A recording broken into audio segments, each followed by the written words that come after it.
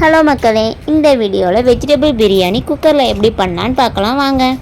அதுக்கு முதல்ல குக்கரில் தேவையான அளவுக்கு ஆயில் விட்டு பிரியாணி பொருளான பட்டை, லவங்கம், கிராம்பு இதெல்லாம் போட்டு அது கூட தேவையான அளவு முந்திரி பயிறு போட்டு வெங்காயம் கட் பண்ணி வச்சுருக்கிற வெங்காயத்தை சேர்த்து நல்லா வதக்கி எடுத்துக்கோங்க.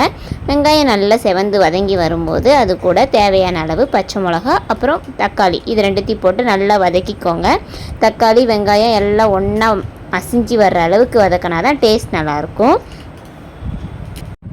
இப்போ தக்காளி நல்லா வதங்கி வந்துருச்சு. இந்த ஸ்டேஜில் நம்ம அரைச்சி வச்சுருக்கிற இஞ்சி பூண்டு விழுதை இது கூட ஆட் பண்ணிக்கலாம். இஞ்சி பூண்டு விழுதையும் ஆட் பண்ணி நல்லா மிக்ஸ் பண்ணி விட்டுக்கோங்க. நல்லா மிக்ஸ் ஆகி வரணும். இப்போது நல்லா வதங்கி வந்ததும் இந்த ஸ்டேஜில் நறுக்கி வச்சுருக்கிற காய்கறி என்னென்ன வேணுமோ அது எல்லாத்தையுமே ஆட் பண்ணிக்கோங்க. நான் இன்றைக்கி உருளைக்கிழங்கு, பீன்ஸு, கேரட் இது 3 ஆட் பண்ணிக்கிறேன். உங்களுக்கு வேணும்னா பச்சை பட்டாணி கூட ஆட் பண்ணிக்கலாம். அதை முந்தின நாள் நைட்டே ஊற வச்சு ஆட் பண்ணிக்கோங்க. அது கூட கொஞ்சமாக தயிர் ஆட் பண்ணி நல்லா மிக்ஸ் பண்ணி விட்டுக்கோங்க.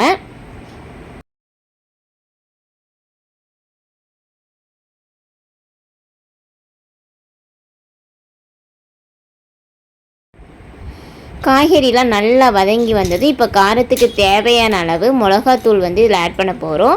தனி மிளகாத்தூள் ஆட் பண்ணிக்கோங்க. தனி மிளகாத்தூள் ஆட் பண்ணிவிட்டு அது கூட பிரியாணி மசாலா ஆட் பண்ணிக்கோங்க. பிரியாணி மசாலா அண்ட் மிளகாத்தூள் இது ரெண்டுத்தையும் நல்லா ஆட் பண்ணி விட்டுக்கோங்க. அதனோட பச்சை வாசனை போகிற அளவுக்கு நல்லா வதக்கி கொடுங்க. அப்படி நல்லா வதங்கி வந்ததுக்கப்புறம் இப்போ நம்ம எவ்வளோ அரிசி எடுத்துருக்கோமோ அந்த அரிசிக்கு தேவையான அளவு தண்ணியை ஆட் பண்ணிக்கோங்க. நான் இப்போ 1 கப்படி அரிசி தான் எடுத்திருக்கேன். ஸோ அதுக்கேற்ற மாதிரி 2 கப்பு தண்ணி நான் இதில் ஆட் பண்ணிக்கிறேன். இதில் நம்ம வெஜிடபிள் சேர்த்துருக்கோம் அப்படின்றதுனால 1/2 கப்பு தண்ணி எக்ஸ்ட்ரா சேர்த்துக்கோங்க. இப்போ சேர்த்துட்டு இப்போ நான் பிரியாணிக்கு தேவையான சோயா சங்க்ஸ் இதில் ஆட் பண்ணிக்கிறேன். மீல் மேக்கர் இதெல்லாம் ஆட் பண்ணி நல்லா ஒரு கொதி வந்ததும் இப்போ கழுவி வச்சுருக்கிற அரிசியை இது கூட சேர்த்துக்கோங்க.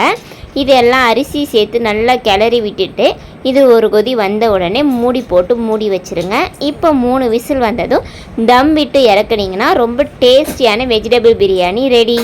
இந்த வீடியோ பிடிச்சிருந்தால் லைக் பண்ணுங்கள், ஷேர் பண்ணுங்கள், கமெண்ட் பண்ணுங்கள். அடுத்த வீடியோவில் பார்க்கலாம். பாய்.